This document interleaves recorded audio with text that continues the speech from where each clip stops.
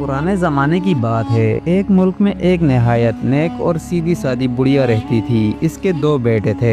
बड़े बेटे का नाम यूसुफ था, जो काम के सिलसिले में परदेश चला गया था, और छोटे बेटे का नाम अब्दुल्ला था, जो माँ के पास रहता और उसकी देखभाल करता।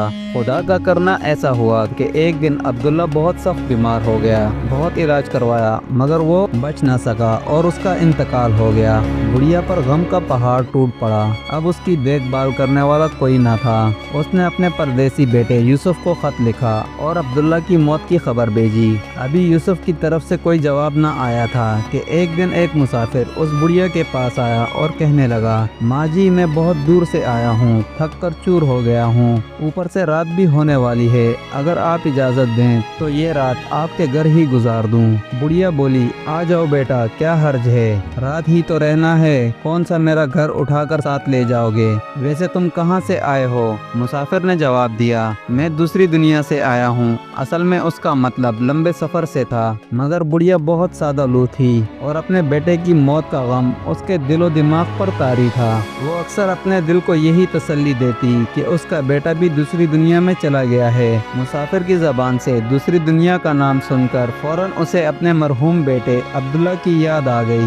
उसने ठंडी आह भरी, क्या वाकई तुम दूसरी दुनिया से आए हो? मेरा बेटा अब्दुल्ला भी पिछले महीने ही दूसरी दुनिया में चला गया था, क्या तुम उससे कभी मिले हो? मुसाफिर निहायत चालाक था। उसने बुढ़िया की सादगी को भांप लिया और फौरन बोला, अब्दुल्ला, हाँ माँ जी, मैं उसे अच्छी तरह से जानता हूँ, हम दोनों एक ही कोठरी में रहते हैं, बहुत अच्छा लड़का है अब्दुल्ला। ये सुनकर बुढ़िया उसके करीब आ बैठी और हसरत भरी निगाहों से पूछने लगी, मेरा बेटा अब्दुल्ला कैसा है, वहाँ क्या करता है? मुसाफिर बोला, कुछ खास नहीं, अभी तो उसे ढंग का काम भी नहीं मिला, बेचारा पूरा दिन बकरियां चराता है।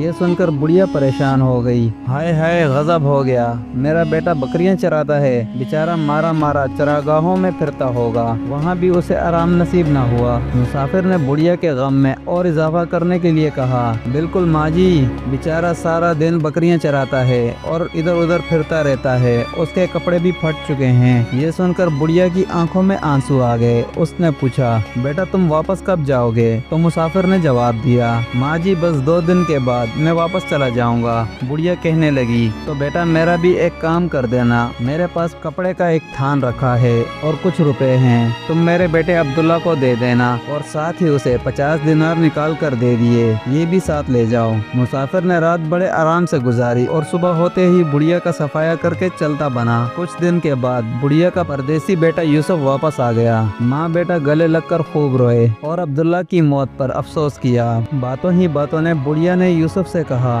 बेटा जब तुम नहीं आए थे तो दूसरी दुनिया से एक आदमी आया था, उसने मुझे अब्दुल्ला के बारे में सब कुछ बता दिया। कहता था अब्दुल्ला वहाँ बकरियां चराता है, कपड़े भी फट गए हैं। मैंने एक थान कपड़ा और 50 दिनार उसके हाथ अब्दुल्ला को भेज दिए हैं। ये सुनकर यूसुफ चौंक उठा।